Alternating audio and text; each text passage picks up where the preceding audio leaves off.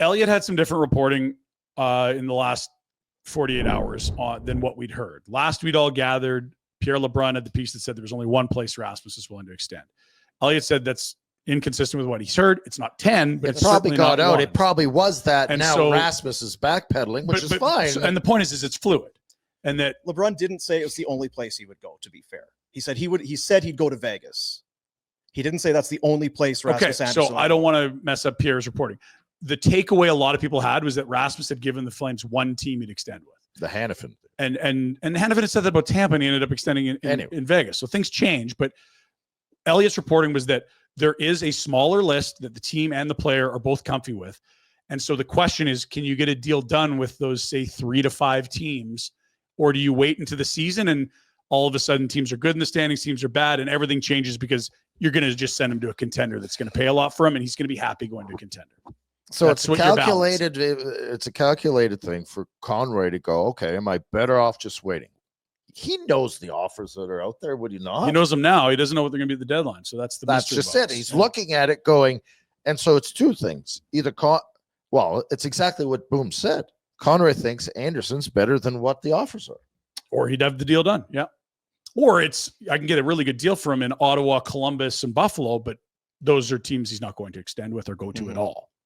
That's the other part of the rub, is if you can get him, if he's good with it and would sign an extension, you'll get more.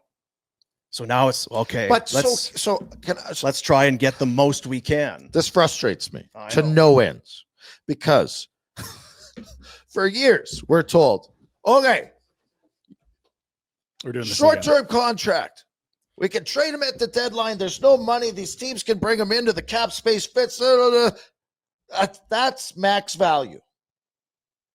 And now it's all flipped where you better sign him an extension to be able to move him? No, I don't think the extension. Do you know what I mean? He's not signing an extension unless he's staying here. That ship sailed. If he's signing here, he's the point I'm making is that is not the biggest appeal was that he's cheap and any team can add him in, and he's. If you moved him to the deadline, like I was lobbying all year, yeah. There's no talk about an extension. But now it's kind of coming around. Now it's all extension talk. But it's only if you want to include an extension. You don't need to. That you can fucking trade him. Yep. Just don't go and ask him to sign. Yeah. Hey, we'd get more out of Columbus if you'd sign long term. But I don't want to sign in Columbus. Yeah. Well, you know what? Fuck it. We'll take less. We're trading you to Columbus. Okay, well, shit. But I thought there was always, in the past, it was always about being able to not have a long-term contract. We're going to add them because it's easy money to add, and there is no, right? Well, I mean, the cap's growing. So the whole idea of like the low salary, he can fit everywhere. It's helpful, but it's not as helpful as it would have been 2 years ago or at last year's deadline. And again, you can't talk extension with Rasmus last March when the deadline was. It's a non-event. And so now it's not worrying about Rasmus's list. He's not going to these 6 places. The rest of the league's your oyster. You're selling 2 playoff runs. He's well under market value. He's a right shot defenseman, which are always shorter in supply. That was the time to move him. But we're too close to a playoff spot, and I can't send that message. Look, we were all sucked in at different times, but I mean, again, if they're so excited about being the 8 seed, you're just never going to be great. You can certainly get in. It's possible, but you're never going to win cups. And if you do, it's I don't know. I still kind of have faith that I think that I have confidence. Well, they would have the same that they know what a good deal is and what is a bad deal. What is a good return? And 2 years ago, if the return isn't good, there's no gun to your head to do it. What do you think? Do you know what I mean? Like if 2 months ago, if at 2 years, you have 2 playoff runs and you look at us.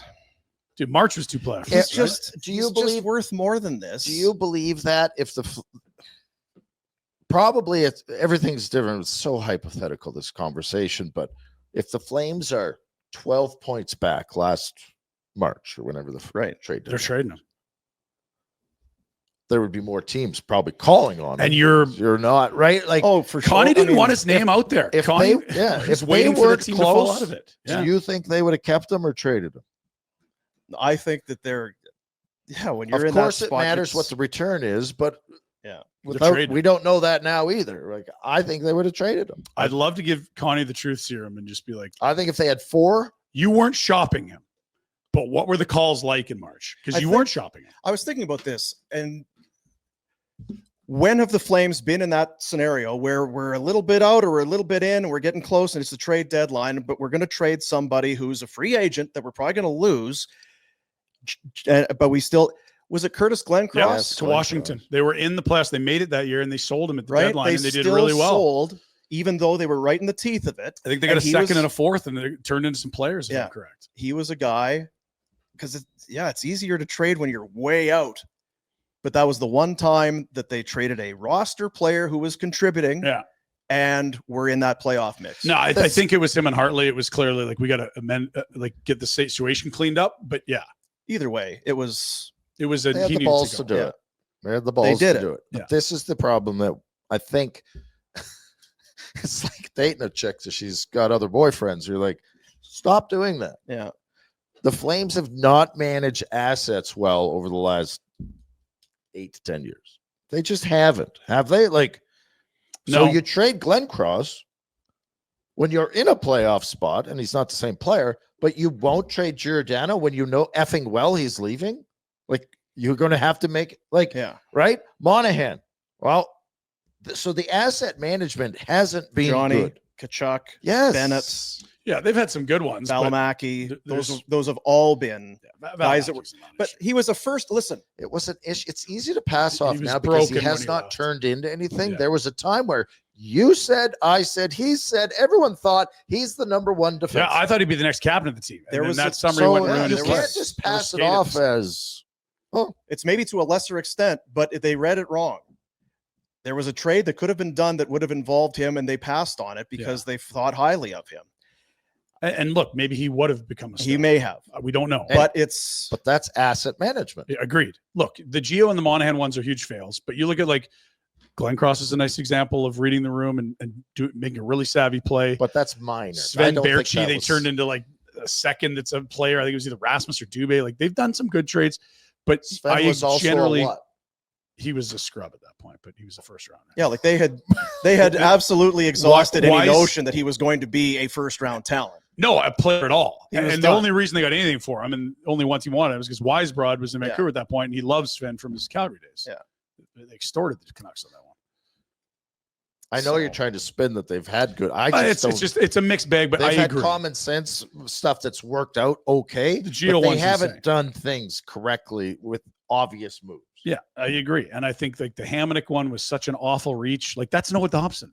Well, That's the guy and we're that's talking just about. it. That's If the you went pick. back to some of the stuff where because sometimes you go back, you're like, well, at the time, Valimaki, at the time he was going to be a number one. Well, okay, maybe wrong, but there are obvious ones. Gio was so obvious. Exactly. Monahan, just LTIR him if he says that's fine. Exactly. If he can't, LTIR.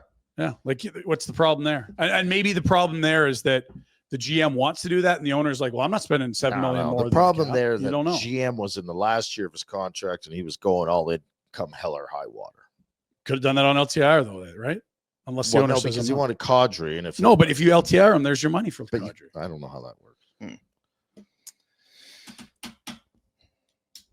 Either way, Well, there's your effing hockey talk.